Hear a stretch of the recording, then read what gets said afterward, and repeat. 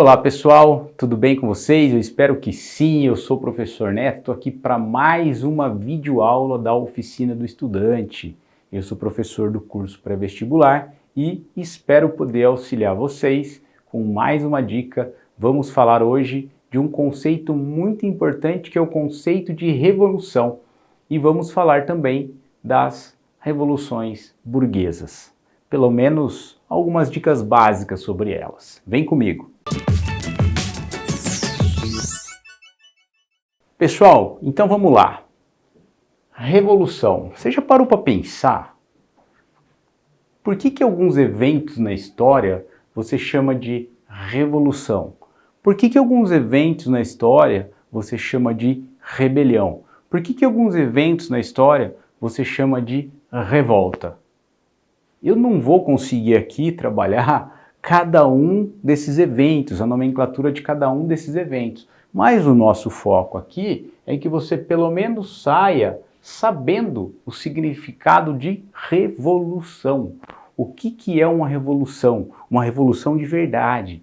Para ter uma revolução, eu preciso ter uma palavrinha-chave aqui, ó. Algumas palavrinhas chaves. E são elas: alteração da estrutura política, econômica e social.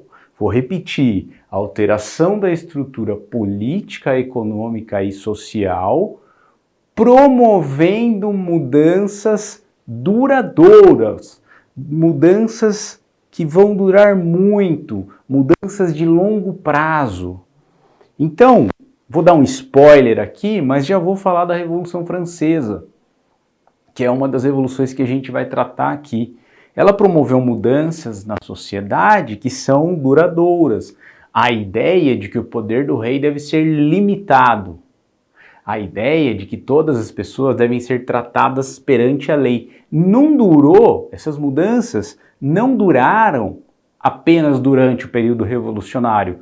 São mudanças que foram colocadas ali na França durante o processo revolucionário, se espalharam num segundo momento pela Europa e da Europa se espalharam para as demais partes do mundo.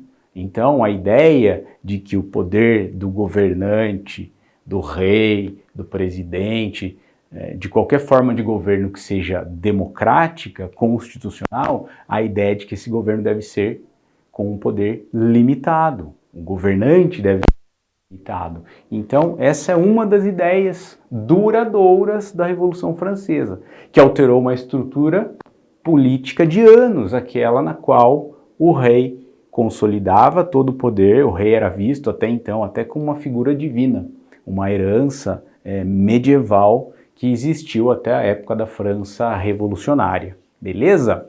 Mas vamos lá. Existem algumas revoluções que ocorrem que vão fazer parte do quadro das revoluções burguesas. Aqui uma explicação muito importante para vocês e, sim, vai mudar a sua vida. Vai mudar a sua vida se você for um vestibulando. Vai te ajudar muito. Quando eu chamo uma revolução de revolução burguesa, não é que só a classe burguesa participou. Não é que só a classe burguesa liderou. Mas é que o resultado de uma revolução que eu chamo de revolução burguesa foi favorável para a classe burguesa. Eu olho para o resultado para poder dar este nome, revolução burguesa. Então nós temos 3 revoluções, ou eu posso chamar de 4, se eu considerar que aqui são 2, 3 revoluções ou 4 revoluções que foram fundamentais para a classe burguesa. Então, a primeira ou as 2 primeiras colocadas aqui são as revoluções puritana e gloriosa. Eu posso juntar essas 2, elas ocorreram na Inglaterra, e posso simplesmente chamar de revoluções inglesas. E nesse caso eu estou falando de uma revolução, mas foram 2 episódios. Por isso até que eu coloquei aqui no plural, revoluções. Daqui a pouco eu vou falar delas para vocês, com mais calma. Outra revolução burguesa é a Revolução industrial, também ocorrida na Inglaterra, Será que essa aqui tem relação com essas aqui? Vamos ver daqui a pouco. E temos aqui a Revolução Francesa, a mais famosa delas, em geral essa vocês conhecem. Então vamos numerar aqui, ó. 1, 2, 3, 4. Estamos falando aí em 4 revoluções burguesas, beleza? Começando aqui com a Revolução Puritana e Gloriosa. Essas revoluções ocorrem na Inglaterra do século XVII. A Puritana foi em 1642, a Gloriosa foi em 1688, 1689. O que elas têm em comum, Neto? O que elas têm em comum? Essas revoluções, o grande marco delas é a luta do parlamento contra o rei. Até essas revoluções, era costume do rei dissolver o parlamento. O rei governava de forma absoluta, conforme os seus próprios interesses. E o que vai acontecer? O parlamento da Inglaterra se rebela, em 1642 empreende uma guerra civil contra o rei, e o rei acaba tendo a sua cabeça cortada no ano 1649. É um episódio um pouco diferente da Revolução Francesa, mas é o primeiro caso em que um rei é levado a julgamento e é decapitado. Então, muitas pessoas acreditam que o primeiro caso foi na França, mas o primeiro caso foi na Inglaterra durante a Revolução Puritana.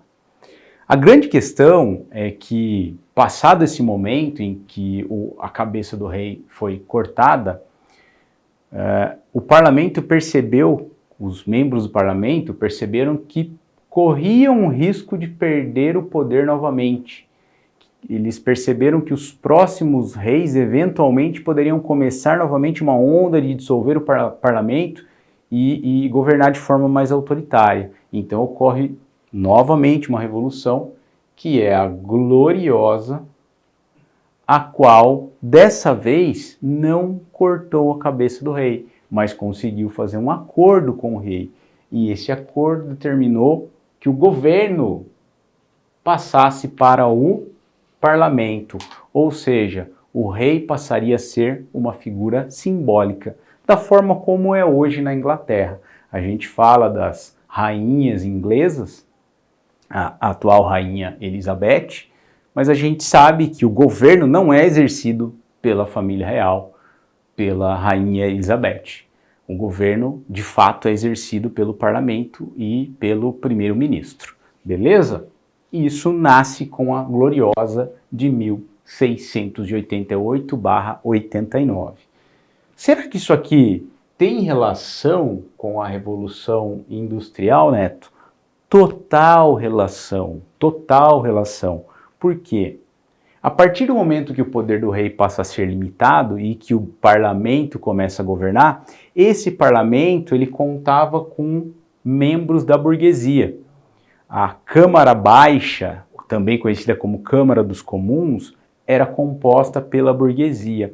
E esta burguesia começa a aprovar cada vez mais leis favoráveis ao empreendimento, leis favoráveis à montagem de negócios, leis que favoreciam para com que a terra fosse transformada em terra produtiva, gerando capital para o país. Então foram sendo criados mecanismos que facilitaram esse processo que você conhece como Revolução Industrial, que começou na Inglaterra, que vai ser um dos grandes marcos de consolidação do sistema capitalista.